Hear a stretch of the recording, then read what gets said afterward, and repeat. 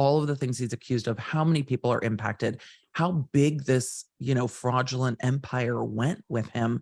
It's wild. I was not expecting that. Like when we got to the tip of the iceberg, I was like, okay, there's going to be a lot. And now that we're 2 years in, I'm like, wow, there is stuff still coming to the surface. And I was not expecting that at all. It's just like, it shocks me, like, and how long it took somebody to discover this. Like, this went on for a long time. I think it was discovered. I think people were afraid to take him on because of how well connected he is. It took that judge in Illinois to be like, wait, what's happening? No, we're not doing any of this. And to really throw the hammer down quickly.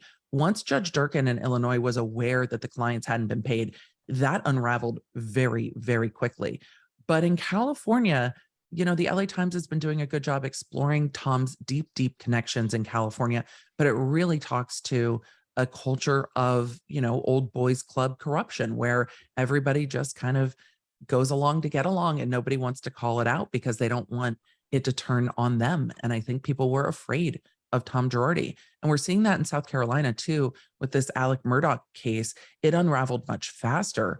And of course, he's now been accused of killing his wife and son and that's one of the 87 indictments against him. But there's also theft of client money and all this other stuff going on there where it seems like he thought he was untouchable. And we're finding that the powers that be are shifting. And in the age where everybody can know everything and find it on the internet, I don't know if anyone's untouchable anymore. I say that all the time. I mean, I joke about it, but I'm like, if anyone wants to kill someone or do something real, there's a digital footprint. You're being watched when you don't even know you're being watched. And it's just, I don't know how anyone gets away with anything. Honestly, I really don't. The way that DNA and forensics work in today's, I just don't understand. So don't commit a crime, people. Well, speaking of Girardi and Erika, I mean, before she gets this whole LAX $50 million racketeering thing, I mean, so where was she before that? Was her legal stuff kind of dwindling? Because there is this perception, I think, from people, we don't talk about it as much on the show, and there's some little things was she still really faced with a bunch of crap before this?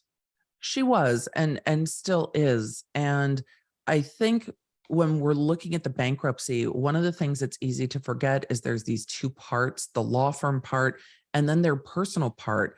For the law, they're still married when it comes to the debts. With regard to the personal bankruptcy, that judge is not discharging or letting go of the debts after the personal bankruptcy. She's still facing a crater of personal debt from this marriage, not to mention tax debt. We've already seen the state of California's franchise tax board be like, oh, by the way, you owe us over $2 million too. We haven't seen what the IRS has had to say. They're always going to have something to say at the end of this.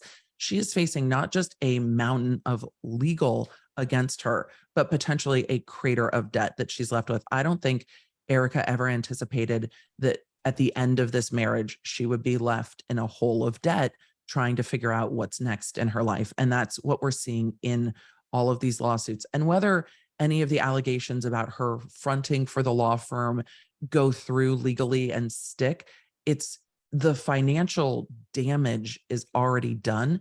And that is going to be something very difficult for her to recover from. So what does happen? I mean,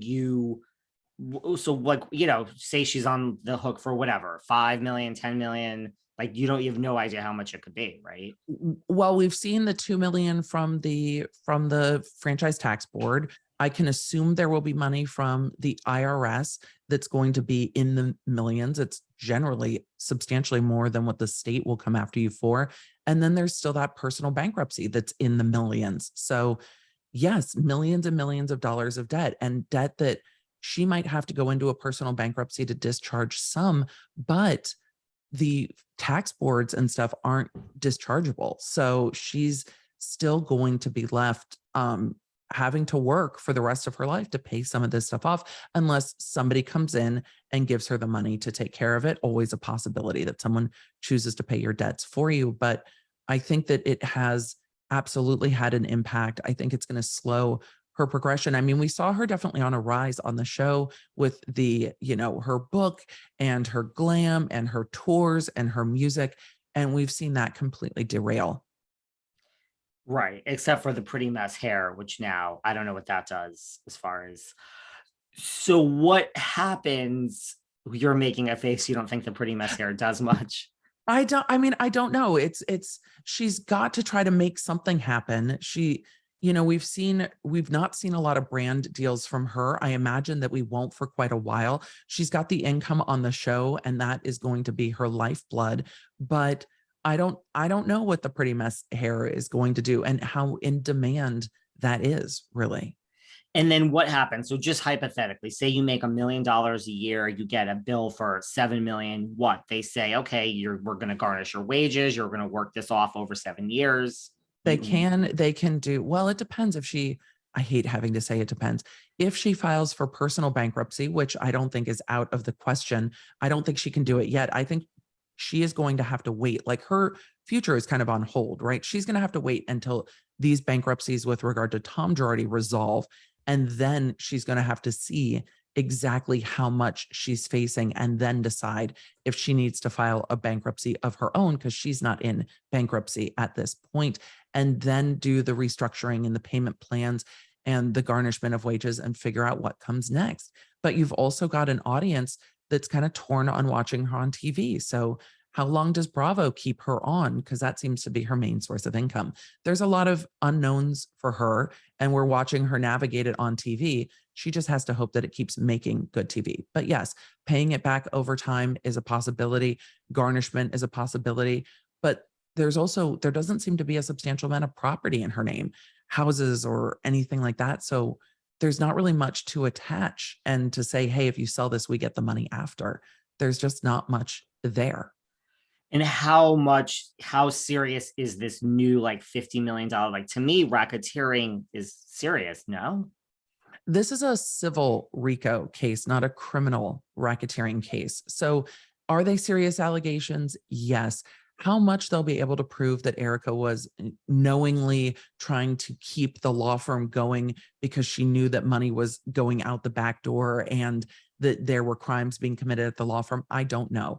I don't know what evidence they have that ties her to knowing that what Tom was doing was wrong.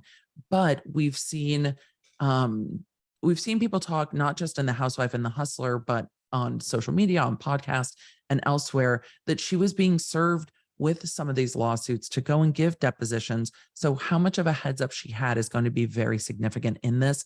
I think the parties that need to be the most concerned are the other attorneys that were working at Tom's firm. I think they are going to be more highly responsible than Erika will be, unless there is a text message, an email, or something somewhere that shows